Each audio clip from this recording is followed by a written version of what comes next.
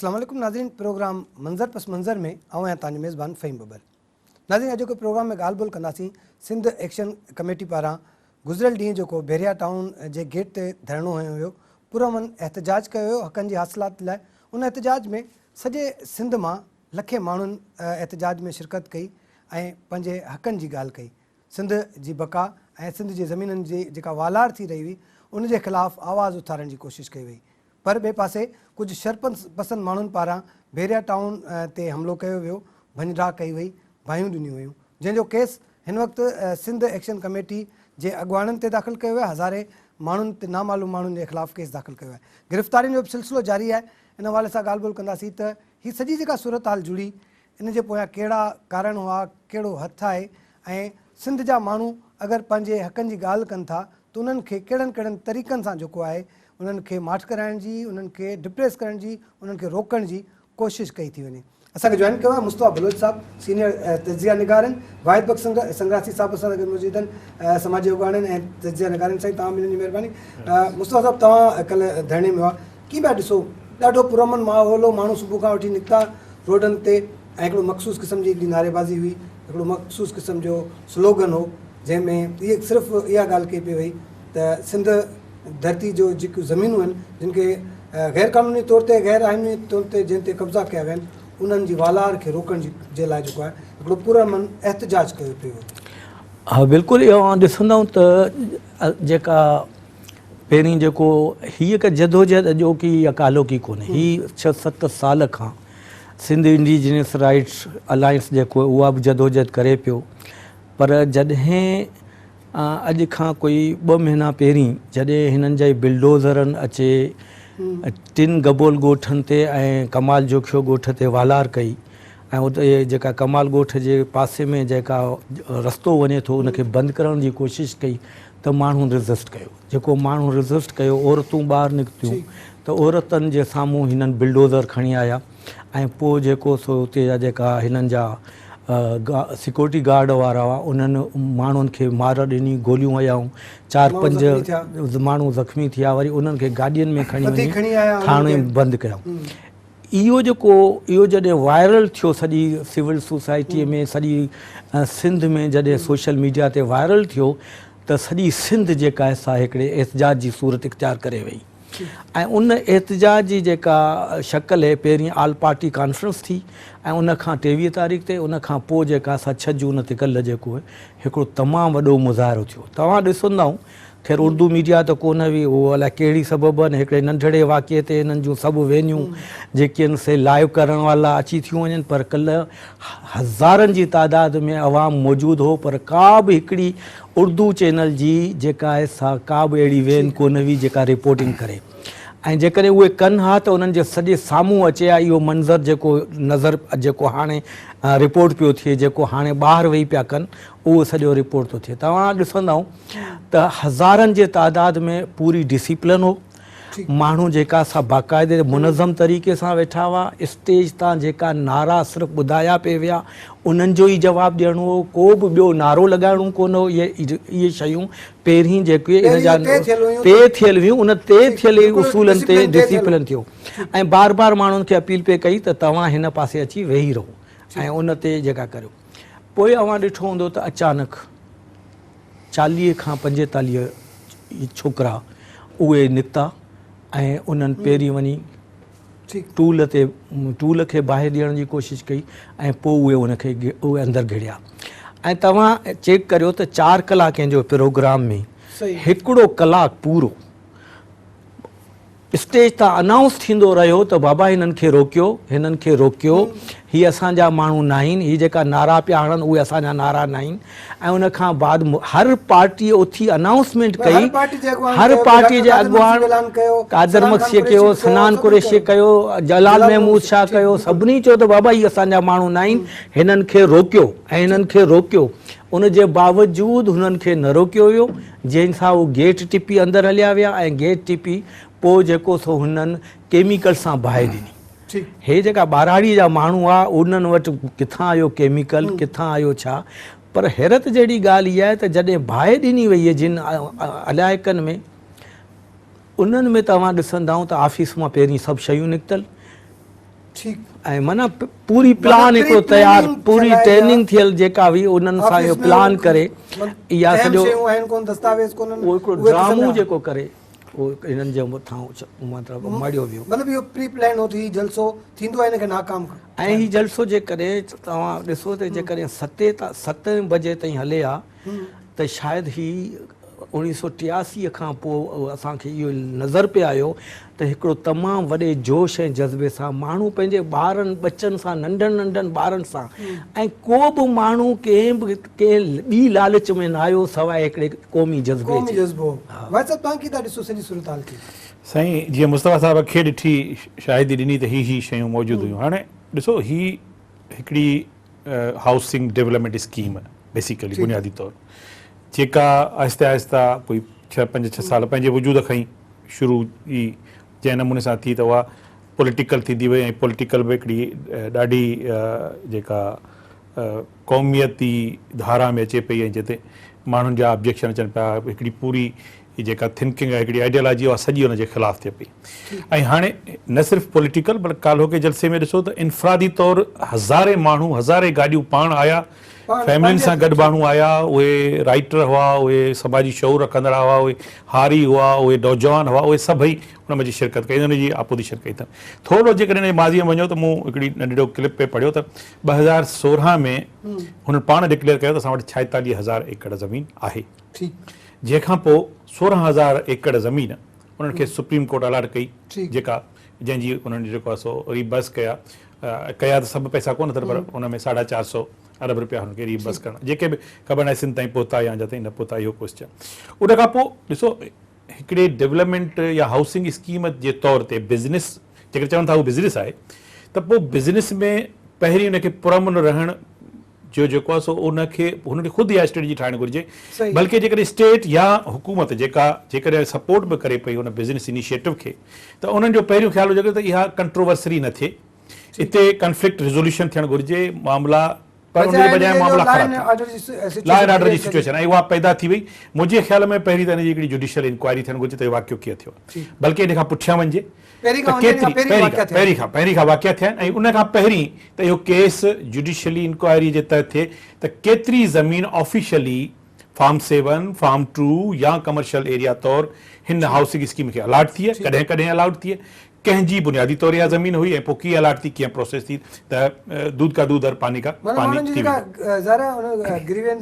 Grievance माण्हुनि जा त उहे सभई एड्रेस थींदा, न त डेवलपमेंट जो केरु मुखालफ़त कंदो, केरु चाहींदो। जॾहिं त ॾिसो डेवलपमेंट मॉडल अहिड़ा दुनिया में, दुबई इन क़िस्म जो डेवलपमेंट मॉडल आहे, ऐं पाण उते ॾिसी आयो त ऐं उते जा इंडिकेटर उते छा आहे, दुबई में तव्हां वेंदा त उते उनजी ऑफिशियली फिगर मुताबिक़ उन मुल्क जी पूरी जेका पॉपुलेशन आहे उनजो 44% 44% इंडियंस आहिनि, 16 खां 17% पाकिस्तानी आहिनि, ईअं 10 खां 12% बंगाली आहिनि, ख़ुदि जेके नेटिव दुबई जा माण्हू आहिनि से बि 16-17%।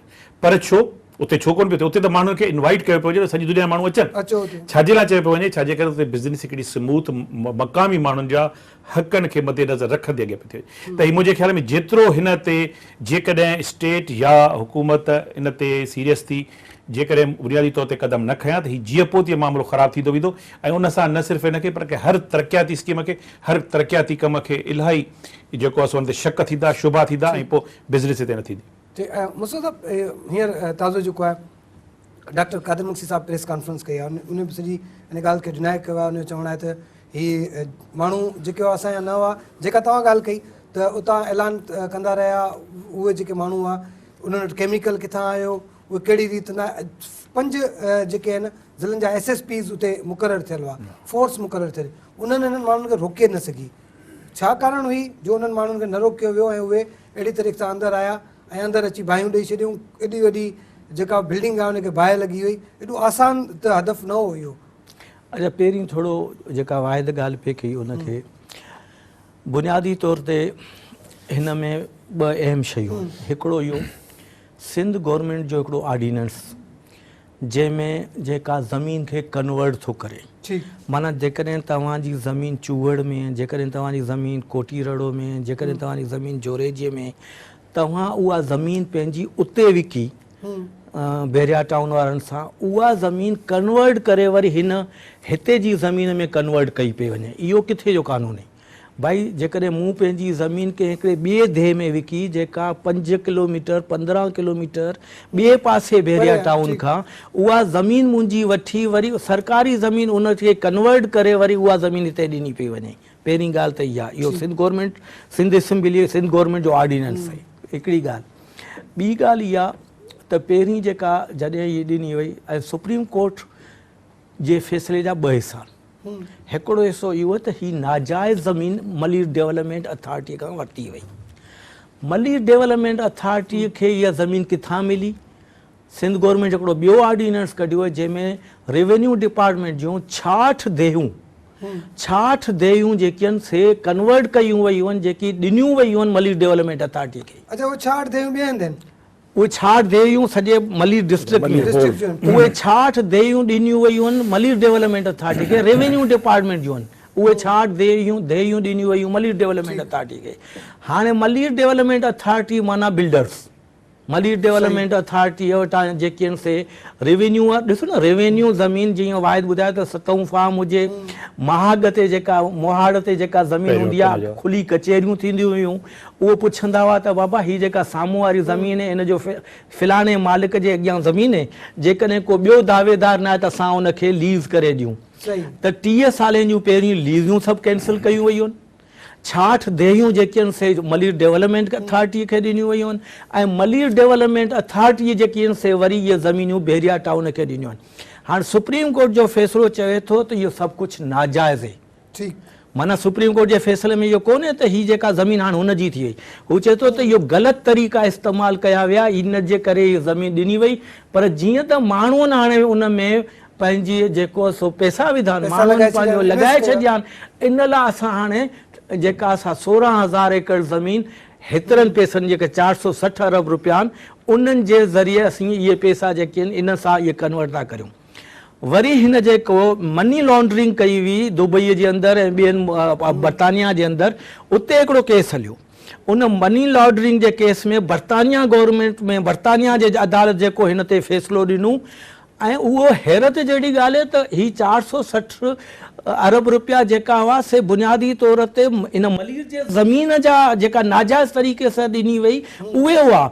वरी हू जेका तक़रीबन जेको 2 अलाए 300 अरब रुपया जेका हुआ उहे वरी हिन में एडजस्ट कया विया। माना हैरत जहिड़ी ॻाल्हि आहे।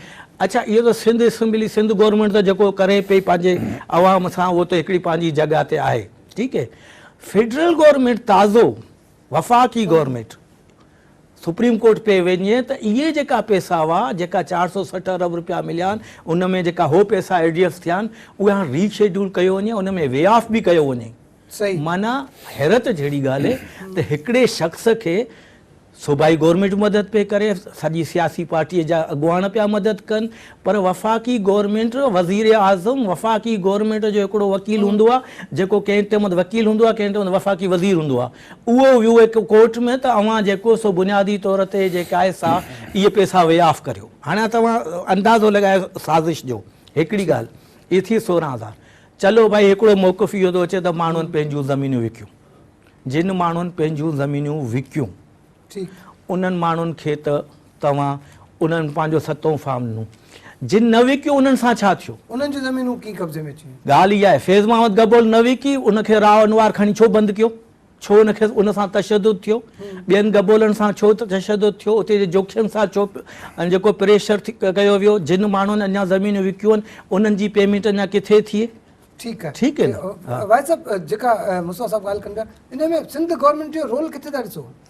जीअं साईं त चयो थो भई सिंध गवर्नमेंट बि माठ आहे, उहा बि सपोर्ट करे थी, वफ़ाक़ बि सपोर्ट करे थी, वज़ीर बि सपोर्ट कंदा, त मतिलबु हीअ अगरि बेरिया टाउन आहे, इन जो जेको ऑनर आहे, मालिक आहे, मलिक रियाज़ एतिरो ताक़तवर आहे, एतिरो उहो आहे जो हर माण्हू जेको आहे हुनखे सपोर्ट करे पियो। हाँ साईं, आऊं त शुरू कंदुसि मीडिया खां ई, ठीकु आहे। त सभ खां पहिरीं काल्ह मूं इंट्रस्टिंगली सभु मीडिया ॾिठी पई त कंहिं बि मीडिया चैनल ते, नेशनल लेवल जे मीडिया चैनल ते इहा ॻाल्हि ई न पई थी, यानी की ॻाल्हि खे पूरी तरह हेॾा जॾहिं सोशल मीडिया ॾिसो त तव्हांखे पूरी सिंध जा माण्हू, जेके हिकिड़ा माण्हू हज़ारनि जी तइदाद में उते मौजूदु हुआ ऐं लखनि जी तइदाद माण्हू ऑनलाइन सोशल मीडिया ते हुनखे ॾिसनि पिया, कमेंट कनि पिया, उन ते पूरो डिस्कशन हले पियो, ठीकु आहे। ऐं जेका जंहिं इलेक्ट्रॉनिक मीडिया हिनखे न पियो ॾिठो उन्हनि खे बिल्कुलु माण्हुनि कोन्हे, माण्हू सिर्फ़ु सिंधी चैनल पे ॾिठा त असां ॾिसूं त असांखे, ऐं पोइ बि ज़ाहिरी हाणे इन खां शुरू थियो। उन खां पोइ सूबाई हुकूमत जा 3-4 सीधी तरह इदारा आहिनि जेके सीधी तरह सां मुंसलिक थियनि था। पोइ उन में उहे जेके सर्विसिस ॾियनि था, उहे जेके बिजली ॾियनि था, उहे जेके पाणी ॾियनि था, उहे जेके मुख़्तलिफ़ जेके उनजी स्कीम्स मंज़ूरु कनि था, ॻोठाबाद स्कीम हुजे या पंहिंजो बिल्डिंग अथॉरिटीज़ हुजनि या रेवेन्यू डिपार्टमेंट आहे जंहिंजे ज़रिए मुंतक़िली थी ऐं कीअं, इहो उहे सभई डिपार्टमेंट या उहे ऑफिशियल बि ख़ामोश रहिया। पॉलिटिकल जेका इंतिज़ामिया सा त ख़ामोश रही, पर जेके जिनखे ultimately deputy commissioner is responsible के कहिड़ी लैंड केॾां चो थी, ठीकु आहे, उहे सभई इदारा इन जो ख़ामोश रहणु मुंहिंजे ख़्याल में इहो हिकिड़ी तबाहकुन थींदो। हिकिड़ी जेका वॾी ॻाल्हि ॿी पई थिए उहा पई थिए ट्रस्ट डेफिसिट, एतमाद जी खोट।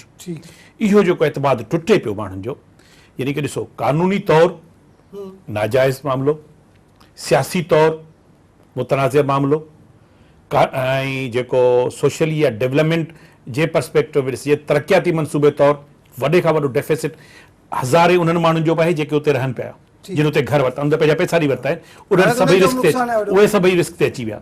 ठीकु आहे, अॻियां अहिड़ियूं स्कीमूं जेके ॿियूं ठहंदियूं, यकीन असीं तरक़ी त चाहियूं था, असीं नथा चाहियूं त तरक़ी, हा हिकिड़ी मुतनाज़ स्कीम जंहिं हक़ मारिया वञे करे असांजी तरक़ी रुकिजी वञे, को बि सियासी लीडर सिंध जो को बि साञावंद इन जे ख़िलाफ़ु न आहे। इहे सभु इहे जेके डेफिसिट थियनि पिया, इन सां वॾो असांजो नुक़सानु पवंदो ऐं हुकूमत खे अखियूं पटणु घुरिजनि, ख़ासि तौर ते सियासी जेको हुनजो सेगमेंट आहे, पॉलिटिकल जेका इंतिज़ामिया आहे उनखे यकीनन इन ते सोचणु घुरिजे। अदरवाइज़ ॿी सूरत में हिकिड़ो अहिड़ो लॉन्ग टर्म नुक़सानु थी वेंदो जंहिंखे इहो न सम्झनि त हीउ ख़तमु थी वेंदो, हीउ ॾींहं ब ॾींहं वधंदो वेंदो, जेतिरो हिनखे दॿायो वेंदो ओतिरो मथे उभरी वेंदो। ब्रेक वठी वठूं साईं। नाज़रीन, ॻाल्हि ॿोल जो सिलसिलो जारी आहे, वठूं था शॉर्ट कमर्शियल ब्रेक।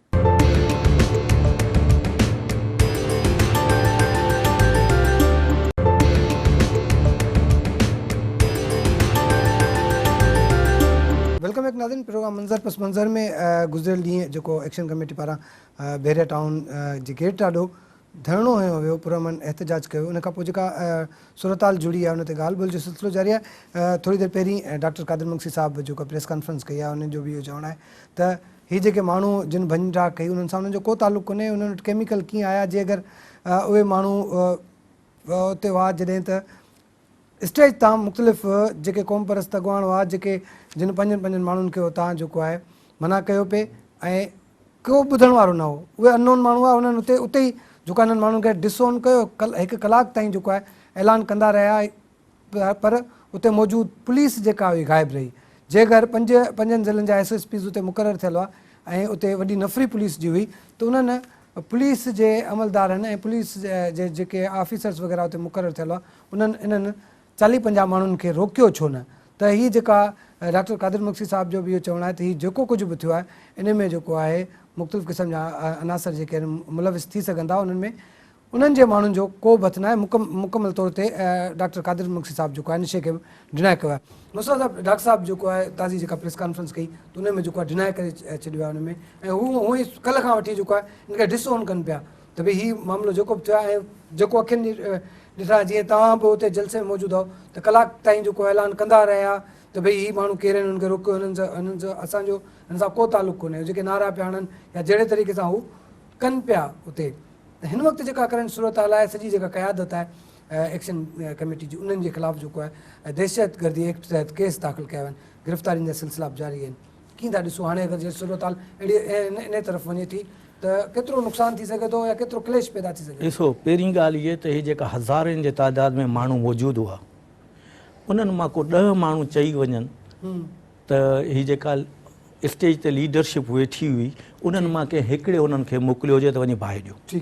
10 माण्हू सिर्फ़ु चई वञनि त हिननि ते केस जाइज़ आहिनि, ठीकु आहे, पर हीअ जॾहिं बार बार चवनि था त न आहे असांजा न आहिनि माण्हू त हुनजो ऐलान कनि पिया। ॿी ॻाल्हि जेका वाहिद कई दुबई जे मॉडल जी, 44% हिंदुस्तानी बि आहिनि, पाकिस्तानी बि आहिनि, हीअ सभु आहिनि, कंहिंखे नेशनलिटी हुते हुननि खे हक़ खुदेरा हक़ पंहिंजे हाकमियत जो हक़ कंहिंखे दुबईअ जी जेका अकामो जो मतिलबु हिकिड़ी टेम्पररी जॉब आहे तव्हां वटि। अच्छा, हिते ईअं न आहे, हिते पाकिस्तान जो आइन चए थो जेको 3 साल जंहिं शहर में जंहिं इलाइक़े में रहियो हुनखे डोमिसाइल जो हक़ आहे। हाणे जेकॾहिं हिते 12-13 लख माण्हू जेका अची मलीर जे इन हिसे में रहिया, इन जो मतिलबु त इन्हनि खे मलीर जी शहरियत मिली, मलीर जा माण्हू थी विया, मलीर जे शनाख्ती कार्ड मिली वियो, मलीर जे कोटा ते जॉब मिलंदियूं, मलीर में जेका असां वोट विझंदा, ठीकु आहे। 12-13 लख माण्हू जेकॾहिं ॿिया अची सॼो कनि त मलीर जी सियासत किथे रहंदी। असांखे जेकी कोटा सिस्टम में जेकी जॉब्स थियूं मिलनि, मेडिकल ऐं इंजीनियरिंग यूनिवर्सिटी में जेकी दाख़िलाऊं थियूं मिलनि, उन में जेको हिते बेरिया में जेका इंग्लिश मीडियम स्कूल हूंदा, उन सां असांजो गवर्नमेंट बॉइज़ प्राइमरी स्कूल वारो शागिर्द कीअं कॉम्पिटिशन कंदो, ठीकु आहे न।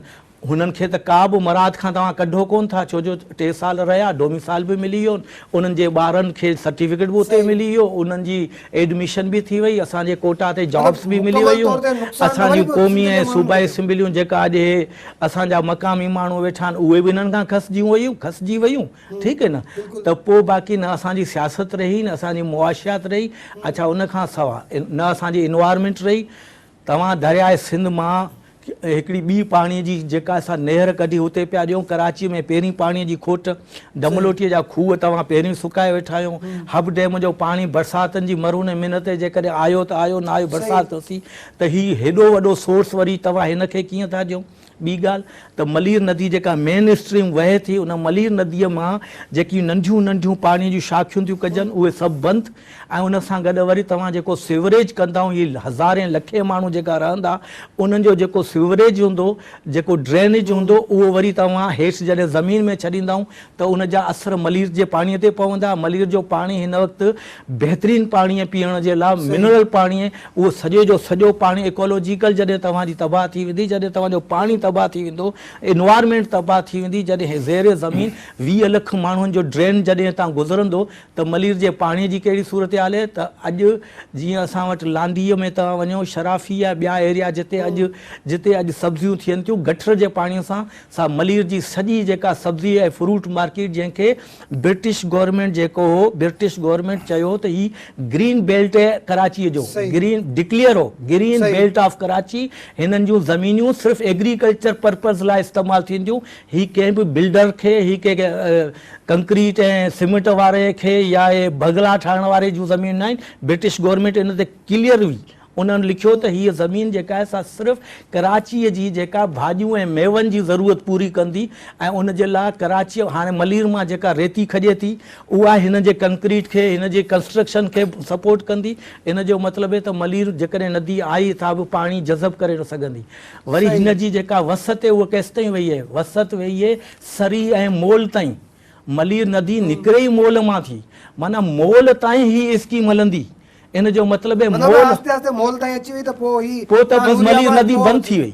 पोइ त सभु माना ही त का बि शइ कोन थी आहे। जेको कुदरती जेको वेकिरो आहे सॼो बंदि थी वेंदो, सॼो वेकिरो बंदि थींदो। उन लाइ भाई साहब तव्हां केतिरो नुक़सानु आहे। असां ॻाल्हि कयूं पिया, हाणे हिकिड़ी डेवलपमेंट जी ॻाल्हि कयूं था।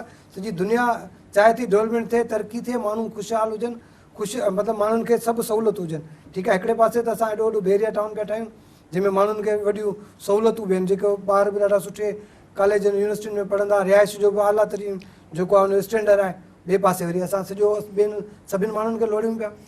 साईं जेका मुस्तफ़ा साहब ॻाल्हि कई, त उन मां जेकॾहिं असां इन जो एनालिसिस करियूं, तजियो करियूं, त सियासी तौर ते, कानूनी तौर ते, इंतिज़ामी तौर ते, समाजी तौर ते, माहौलियाती तौर ते ही मनसूबो टोटली सभु इहे डिपार्टमेंट चाहे ऑफिशियली या हिन जा माहिर इनखे रिजेक्ट कंदा आहिनि सभिनी बुनियादनि ते। न उते जे माण्हुनि जा राइट रहंदा, न उन्हनि जी माहौलियात रहंदी। ठीकु आहे, ऐं ही जेको उते जेके रहंदा उहे या उन आसपास उहे आसपास वारा सभई छाजे करे जेके हुते रहंदा उन्हनि खे त तव्हां सभु शयूं पिया मिलनि उन्हनि खे। उहे ज़रिए हिकिड़ो मख़सूस तबिको थींदो, पर उहो बि परेशान, हिन सॼी सिचुएशन में उहो त परेशान थींदो न।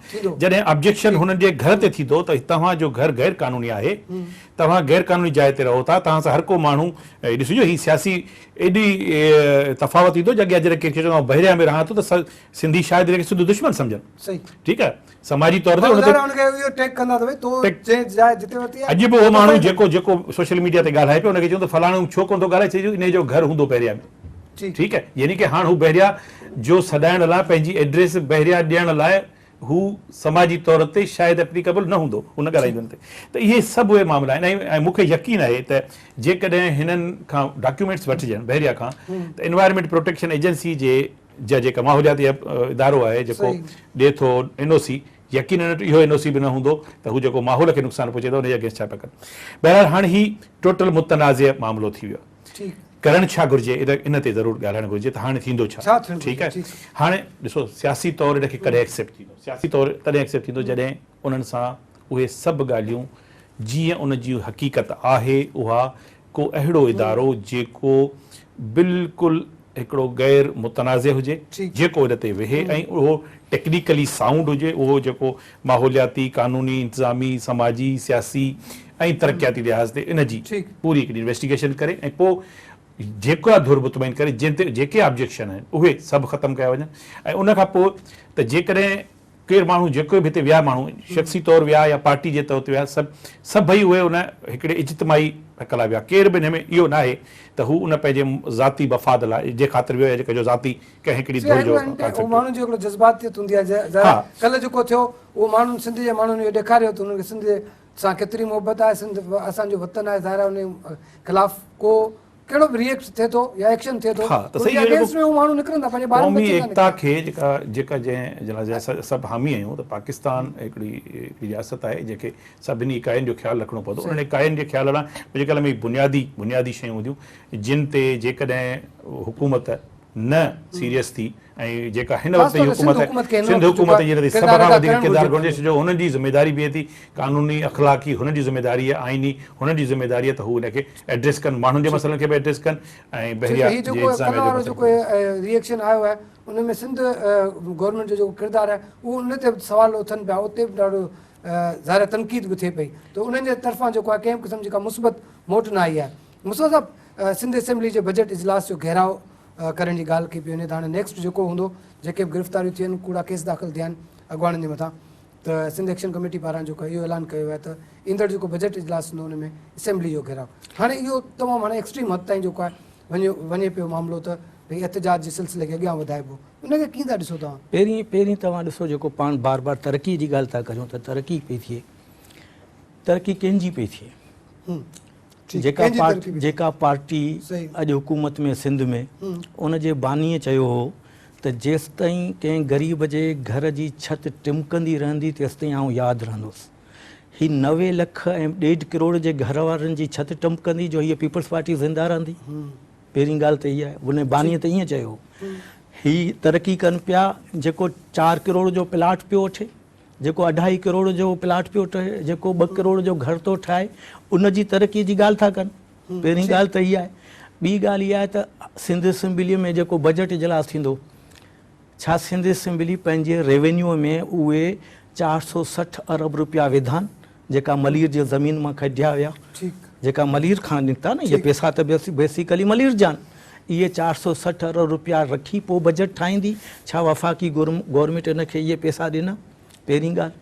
ॿी ॻाल्हि इहा त छा फाइनेंस अवॉर्ड में जेको हिननि जेका हाणे वॾी धोल पिया वॼाइनि त असां जेको पोइ गवर्नमेंट में जेका असां कामयाबी हासिल की उहा 18वीं तरमीमी ऐं फाइनेंस अवॉर्ड जो मल्टीपल इंडिकेटर हो त छा उहो मल्टीपल इंडिकेटर में जेका पैसा रेवेन्यू जनरेशन जा जेका अचनि था, पाकिस्तान में सभ खां वधीक रेवेन्यू जनरेशन करे थी सिंध, ठीकु है, त सिंध जेकॾहिं 64% रेवेन्यू जनरेशन ॾिए थी त छा उहे फेडरल गवर्नमेंट खां एॾी ताक़त इन्हनि में आहे जो उहा फेडरल गवर्नमेंट खां 64% पहिरें वठी जेकॾहिं इहे ॿई कम कनि 460 अरब रुपया आणी पंहिंजो पूरो फाइनेंस अवॉर्ड आणी सिंध जी रेवेन्यू जनरेट जेका आहे सा उनखे पूरो कनि, असां डॉक्टर कादर मक्सी ऐं सिंध एक्शन कमेटी खे हथ ॿधंदासीं त भले बजट इजलास थिए, पर पहिरीं इहा हिमत करे ॾेखारी।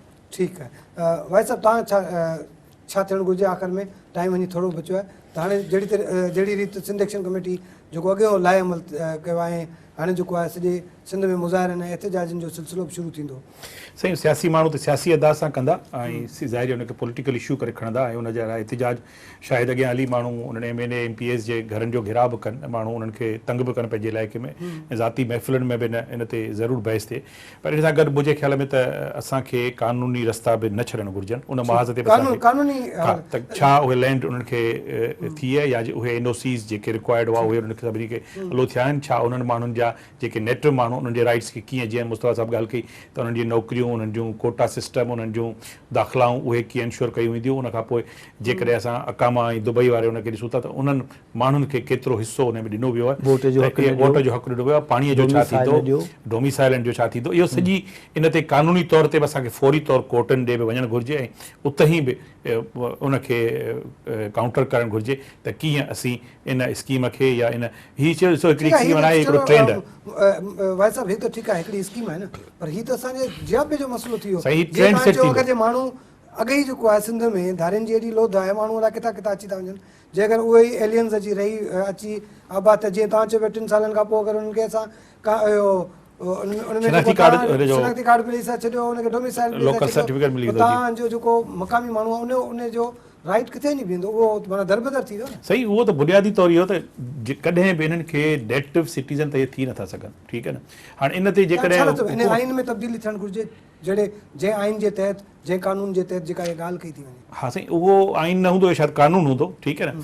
ऐं उनखे त शुरू खां वठी जेको 1 यूनिट खां वठी यकी उनजा त असर पाकिस्तान भोगींदो अचे, ठीकु आहे। पर जेतिरो हाणे ही ज़ाहिर थींदा उन्हनि जे ज़रिए, नंढियुनि नंढियुनि स्कीमुनि जे ज़रिए, ऐं पोइ अॻे हली बहरिया जे इंसिडेंट खां पोइ मुंहिंजे ख़्याल में वॾो हिकिड़ो सियासी ख़ाल पैदा थींदो, ट्रस्ट डेफिसिट थींदो, ऐं माण्हू सोचींदा हर ॻाल्हि ते, ऐं इन जा देरपा जेके असर आहिनि से शायदि सिंध ऐं पाकिस्तान लाइ सुठा न हूंदा। ठीकु आहे, मुस्तफ़ा साहब, आख़िर में तव्हां छा चवंदो? ऐं इहो बिल्कुलु इन ते हवाले कंदुसि त बेसिकली इहा का बि डेवलपमेंट स्कीम न आहे, छो जो डेवलपमेंट सिर्फ़ु बजरी, सीमेंट ऐं पथरनि सां कोन थींदी आहे। डेवलपमेंट में इंसानी हक़ अचनि था, डेवलपमेंट में इंडिजीनियस पीपल्स जेका मक़ामी असल धरती धणी आहिनि उन्हनि जा राइट अचनि था, इन्वायरमेंट जा राइट अचनि था, ठीकु है, इकोनॉमिकल राइट अचनि था। हीअ बेसिकली हिकिड़ी माफ़िया जी हिकिड़ी कंस्ट्रक्शन कंपनी, हिकिड़ी बिल्डर्स माफ़िया जी हिकिड़ी ज़मीन आहे। इन लाइ हिन खे असां न को डेवलपमेंट में सम्झूं, न हिन में कंहिं ग़रीब माण्हू खे अंदरि गेट मां घिरण जी इजाज़त हूंदी। डेवलपमेंट त सभिनी जे लाइ न, ठीकु है। असां सम्झूं था त बेसिकली हिकिड़ी बिल्डर माफ़िया जेका पैसा विरहाए पई, जेको टाइकोन आहे, जंहिं वटि बेधड़ पैसा आहिनि, जंहिंजे अॻियां सभु कुवतियूं जेके आहिनि से सरेंडर थियल आहिनि, ठीकु है न। ऐं असां जेकॾहिं उन कुवत जे अॻियां सिंधी अवाम बि सरेंडर थी वञे त पोइ रहंदो छा, पोइ असांजी किथां इकोनॉमी। त असांखे पहिरीं इहो ॾिसणु खपे त बुनियादी तौर ते जेका बि मक़ामी माण्हुनि जा राइट आहिनि, जेका असां, आउं हिकिड़ी ॻाल्हि थो करियां, तव्हांखे बलूचिस्तान में लोकल नथो मिले। बलूचिस्तान में चवनि था 5 दर्जे जो सर्टिफिकेट खणी अच पहिरीं उन ॻोठ जे स्कूल जो। बलूचिस्तान में चवनि था पंहिंजे ॾाॾे जी शहरियत जेका असां ॾेखार, त पोइ हिते कहिड़ो कानून आहे, ॿुधायो हिते छा थींदो, ठीकु है न।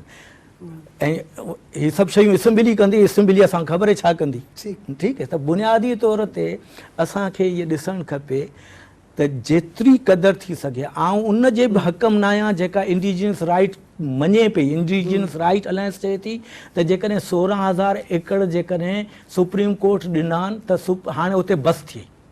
भई सुप्रीम कोर्ट चयो त ही नाजाइज़ आहे, पर माण्हू जेके आहिनि इन्वेस्ट करे चुका आहिनि। इन जे करे सुभाणे आउं चोरी करियां चोरी, ऐं उन चोरीअ में चवां यार पोइ मूं छा कयो, इन जेका पैसा चोरी कया उन में मूं घर वठी छॾियो, हाणे साईं घर ठही वियो त हाणे इन लाइ इहो जाइज़ आहे।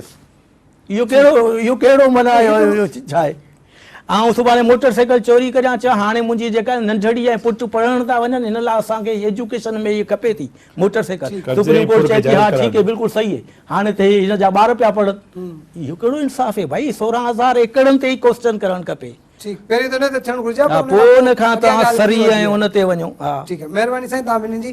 नाज़रीन, ॻाल्हि ॿोल तव्हां ॿुधी त हीअ जेका सिंध गवर्नमेंट आहे ख़ासि तौर ते उनखे जेको आहे इन ते पंहिंजो किरदारु अदा करणु पवंदो। ख़ासि तौर ते हीअ जहिड़ी रीति डेवलपमेंट जे नाले ते सिंध सां वेसाघाती थी रही आहे, सिंध जे वसीलनि ऐं सिंध जे ज़मीननि ते कब्ज़ा थी रहिया आहिनि, उहे ख़तमु थियणु घुरिजनि। ईंदड़ प्रोग्राम ते ॾींदा इजाज़त। अल्लाह हाफ़िज़।